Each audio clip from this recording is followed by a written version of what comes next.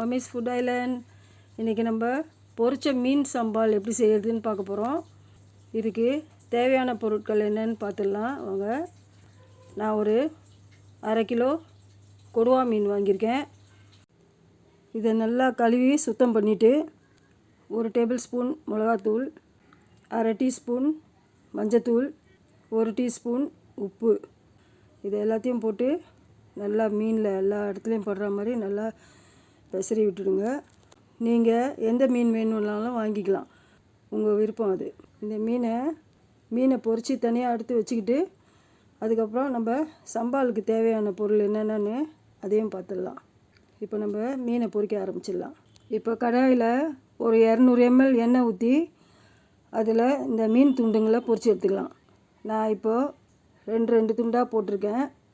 இதே போல் மற்ற எல்லா துண்டுங்களையும் பொரித்து எடுத்துக்கலாம். சம்பாலுக்கு தேவையான பொருட்களை பார்த்துடலாம். ஒரு 50 கிராம் மிளகாவை ஏற்கனவே நான் கொதிக்க வச்ச தண்ணியில் 1/2 மணி நேரமாக ஊற வச்சுருந்தேன். அதை இப்போ நம்ம எடுத்து மிக்சியில் போட்டு அரைக்கிறதுக்கு ரெடி பண்ணோம்.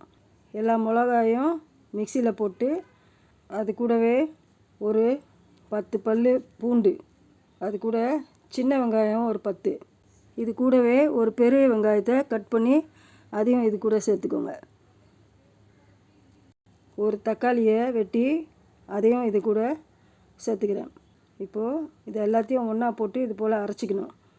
கொஞ்சமாக தண்ணி விட்டு கூடவே கொஞ்சம் ஒரு 2 டேபிள் ஸ்பூன் எண்ணெய் விட்டு மறுபடியும் நல்லா நைஸாக அரைச்சிக்கலாம். இந்த சம்பாலுக்கு தேவையான 2 வெங்காயமும் 2 தக்காளியும் வெட்டி வச்சுருக்கேன்.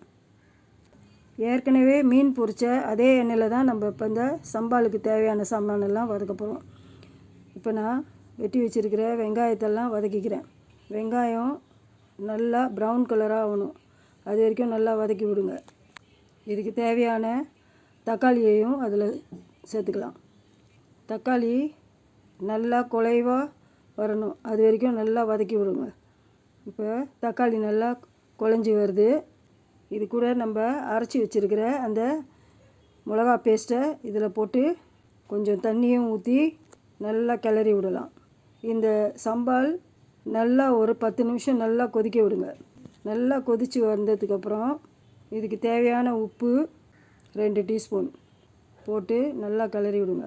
இது கூடவே 1/2 டீஸ்பூன் சர்க்கரை, நீங்கள் தேவைப்பட்டால் நாட்டு சர்க்கரை கூட போட்டுக்கலாம்.